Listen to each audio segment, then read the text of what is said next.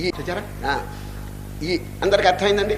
నేను దేహం అని చెప్పి జడమైనటువంటి వస్తువుతో ఎట్లా ఐడెంటిఫికేషన్ పొందుతున్నాడో అదేవిధంగా అహం బ్రహ్మాస్మి అనేటువంటి అనుభూతి కనుక వాడు పొందితే అదే మోక్షం అండి. సార్ దీంట్లో పెద్ద కష్టం ఏమిటండి? మన స్వరూపం మనం నేను అని చెప్పి అనుకుంటే దాంట్లో పెద్ద కష్టం అండి. కనుక తేలిక అని చెప్పేస్తున్నాం. మరి ఎందుకు జనులు ఆచరించట్లేదు? తమ హృదయంలోనే ఆనంద సాగరం ఉన్నప్పుడు ఈ బయట చిన్న చిన్న వస్తువుల కోసం, చిన్న చిన్న సుఖాల కోసం ఎందుకు పరిగెత్తాలి? దీనికి కారణం ఏమిటో తెలుసండి. జనులు జన్మించిన తర్వాత లక్ష్యమును గూర్చి ఆలోచించటం లేదండి. అది వచ్చిన పొరపాటు. ఎందుకు పుట్టాడో చూడు. ఇప్పుడు ఈ జన్మ ఎటువంటి తెలుసండి? పెద్ద గొలుసులో ఒక రింగ్ అండి, పెద్ద గొలుసు అండి. సంసార శృంఖలం అని పేరు పెట్టండి దానికి, సంసార శృంఖలం. దానిలో ఒక రింగు. ఏది? ఈ జన్మ. ఇదివరకు ఎన్ని రింగులు అయిపోయినాయి. ఇప్పుడు కనుక అజాగ్రత్తగా ఉంటే ఇంకా కొన్ని రింగులు వస్తాయండి. జాగ్రత్త. ఈ మధ్యలో ఒక చిన్న రింగ్ అండి. అది వీడు అనుకుంటున్నాడు అకస్మాత్తుగా నేను వచ్చాను. లేదండి, ఇదివరకు ఎన్నో ఉన్నాయి. అజాగ్రత్తగా ఉంటే ఇంకా ఎన్నో వస్తాయి. ఇప్పుడు ఏం చేయాలో అసలు రింగులు అనేది లేకుండా చేసుకోవాలి మనం. జన్మరాహిత్యం. ఆ జన్మరాహిత్యానికి ఉపాయం ఏమిటంటే మన స్వరూపాన్ని చక్కగా తెలుసుకుంటే చాలండి. ఫినిష్. అంతే. నేను దేహం కాదు, నేను మనస్సు కాదు, నేను బుద్ధి కాదు, నేను చిదానంద రూప శివోహం శివోహం అనేటువంటి డివైన్ ఎక్స్పీరియన్స్ కనుక వస్తే ఆ స్పిరిచువల్ ఎక్స్పీరియన్స్ వల్ల వాడు ఇక్కడే మోక్షం, అత్ర బ్రహ్మ సమశ్నుతే మోక్షం పొందుతాడు. జనులకు అటువంటి అభిప్రాయం లేదే.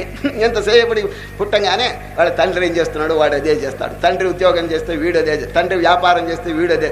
ఎందుకు అని వాడు ఆలోచించట్లేదు. చూడు, కేవలం ఒక అంధ పరంపరగా పోతున్నదే కానీ why what's the ideal of my life, what's the goal of my life, ఎందుకొరకు నేను పుట్టాను, నా లక్ష్యం ఏమిటి, నేను ఏమి సాధన చేయాలి, సాధనకి ఏమిటి నేను చేయవలసిన అవలంబించిన పద్ధతులు ఏమిటి అని ఎవరైనా ఆలోచిస్తున్నారా చెప్పండి? లేదు. వాళ్ళు ఎట్ట చేస్తే వీడు అట్ట చేస్తున్నాడు. అంతే. సంపాదన పెట్టడం, ఈ స్థూల దేహాన్ని పోషించుకోవటం, ఫ్యామిలీ పోషించుకోవటం, ఆఖరి కళ్ళు మూయటం, ఇంతేనండి. ఫినిష్. ఏది వెంట వస్తున్నది ఆలోచిస్తున్నాడా చెప్పండి? ఇంత కష్టపడి వీడు ఏదో మేడలు మిద్దెలు బ్రహ్మాండం అంతా సంపాదిస్తున్నాడు, కీర్తి సంపాదిస్తున్నాడు, సౌందర్యం సంపాదిస్తున్నాడు, ఏమేమిటో సంపాదిస్తున్నాడు, కానీ వెంట ఏమైనా వస్తున్నదా చెప్పండి? ధనంచ భూమౌ, కష్టపడి సంపాదించి ధనం భూమిలోనే ఉండిపోతున్నది, ఇనపెట్టెల్లో బ్యాంకుల్లో ఉండిపోతున్నదండి. పశవశ్చ గోష్ఠే, కష్టపడి సంపాదించిన పశువులు కొట్టల్లో ఉండిపోతున్నాయి, వాడి వెంట రావటం లేదండి. కాంతాగృహద్వారే, ఎంతో ఆప్యాయంగా ఉన్నటువంటి భార్య గడప వరకే వస్తుందండి. Thus far no further. దేహస్థితాయాం పరలోక మార్గే కర్మానుగో గచ్చతి జీవ ఏకః, పరలోకానికి ఒక్కడిగానే పోతున్నాడు, ఎవరిని తీసుకువెట్టలేదు, ఏ వస్తువు కూడా వెంట రావటం లేదు. వాడు చేసిన పాపకర్మ, వాడు చేసిన పుణ్యకర్మ. కనుక పాపకర్మను ఇక్కడ రహితం చేసుకుని పుణ్యకర్మను వెంట తీసుకెళ్ళటానికి మనం ప్రయత్నం చేయాలి. ఎందుకంటే పుణ్యకర్మ కనుక వెంట ఉంటే ఎన్నో సుఖాలు, ఏ లోకానికి వెళ్ళినా మనకి సద్గతులు ఉంటాయండి. ఈ పాపం కనుక తీసుకుపోతే నేను చెప్పలేదండి, ధూమం, ఒట్టి చీకటి, అంధకారమయం. చూడు, ఇదండి ప్రకాశమయం. కనుక జీవితాన్నండి శోభాయమానంగా మనం తయారు చేసుకోవాలి. జీవిత లక్ష్యాన్ని గురించి కొంచెం ఆలోచించాలి. ఇది చాలా మంచిదండి. శ్రీకృష్ణ పరమాత్మ అనిత్యం అసుఖం లోకం ఇమం ప్రాప్య, అర్జున వచ్చి పడ్డావు. ఎటువంటి లోకం ఇది? అనిత్యం అసుఖం. ఇది టెంపరీ, ఇది పర్మనెంట్ కాదు. అసుఖం, దీంట్లో సుఖం చాలా తక్కువ. మరి వచ్చి పడ్డావు, ఏం చేయాలి? అనిత్యం అసుఖం లోకం ఇమం ప్రాప్య భజస్వ మాం. మాం భజస్వ. మాం అంటే ఏంటి? శాశ్వతం. శాశ్వతమైన వస్తువు పట్టుకోవయ్యా. అశాశ్వతమైన వస్తువు పట్టుకుంటే వాటితో పాటు వీడు కొట్టుకుపోవాల్సిందే. చూడండి, ఇప్పుడు ప్రవాహంలో ఒక ఆయన కొట్టుకుపోతున్నాడండి, దేన్ని పట్టుకోవాలి? కొట్టుకుపోయి పుల్లల్ని పట్టుకుంటే ఎట్లాగండి? ఒడ్డును పట్టుకోవాలి. అది ఒడ్డును పట్టుకుంటే సేఫ్గా వెళ్ళిపోతాడు, వాడు కాపాడబడతాడు. అదేవిధంగా ఈ ప్రపంచంలో మహర్షులు, మహనీయులు, జీవన్ముక్తులైనటువంటి సాధుపుంగవులు ఎవరైనా ఉంటే వారి పాదాలు పట్టుకోలే కానీ ఈ అజ్ఞాన సంబంధమైనటువంటి వాళ్ళని పట్టుకుంటే మహాప్రవాహంలో కొట్టుకుపోతారండి. కనుకనే సత్సాంగత్యం చాలా అవసరం. జీవితంలో లక్ష్యమును గురించి కొంచెం విచారణ చేయాలండి. What's the purpose of my life, what's the goal of my life ఆలోచించట్లేదండి. ఏదో గుడ్డిగా అంధ పరంపరగా ఏదో తింటున్నారు, తాగుతున్నారు. ఏం ఇతర జీవరాశులు ఎట్లా బతుకుతున్నాయో అట్లా బతుకుతున్నాడే కానీ అంత్యకాలం వచ్చినప్పుడు ఏది వెంట వస్తున్నది, ఏది మన తరింపజేస్తుందనే మాట లేకపోయినందు వల్ల ఏమండి పునరపి జననం, మళ్ళీ ఎక్కడో పుడుతున్నారు. పుట్టవలసిన అవసరం ఏమిటండి? ఇంత కెపాసిటీ మనకి ఇచ్చినాడే, ఇంత కామన్ సెన్స్, ఇంత వివేకము, ఇంత డిస్క్రిమినేషన్ భగవంతుడు మనకి అనుగ్రహించినాడే, దాన్ని కొంచెమైనా ఉపయోగించుకుని హూయామాయ్ అని ఎందుకు విచారణ చేయకూడదు చెప్పండి?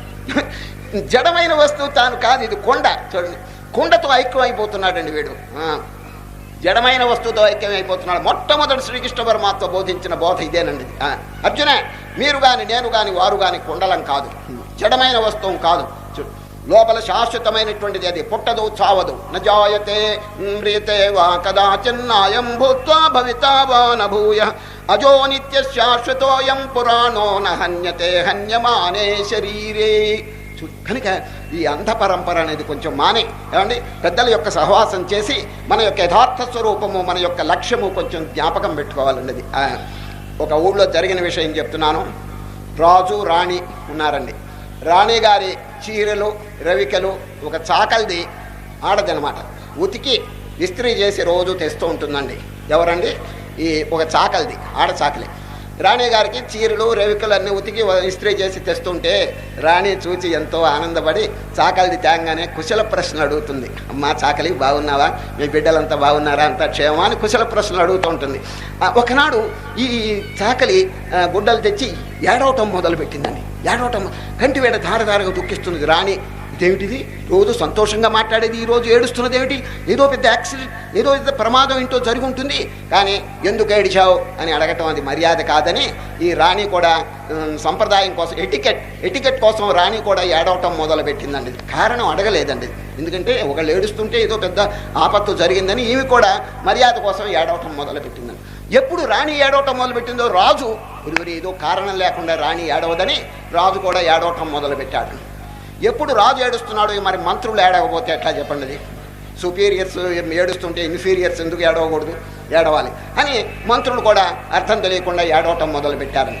ఈ రాజభవనం అంతా ఏడుపుతో నిండిపోతే ఈ భవనం పక్కన బయట ఉన్నారు చూడండి, ఇదేమిటి రాజభవనంలో అందరూ ఏడుస్తున్నారు, మనం ఏడవకపోతే ఏం బాగుంటుందని ప్రజలు ఆ ఇంటి వాడు ఏడవటం మొదలుపెట్టాడు. వాడిని చూసి ఆ పక్కింటి వాడు కూడా ఏడవటం మొదలుపెట్టాడు. కారణం అడగలేదు, ఎంతో ఆపత్తు జరిగి ఉంటుంది, లేకపోతే ఎందుకు ఏడుస్తారు వాళ్ళు అని ఒకళ్ళని చూచి ఎట్లా ఏడుస్తున్నారని.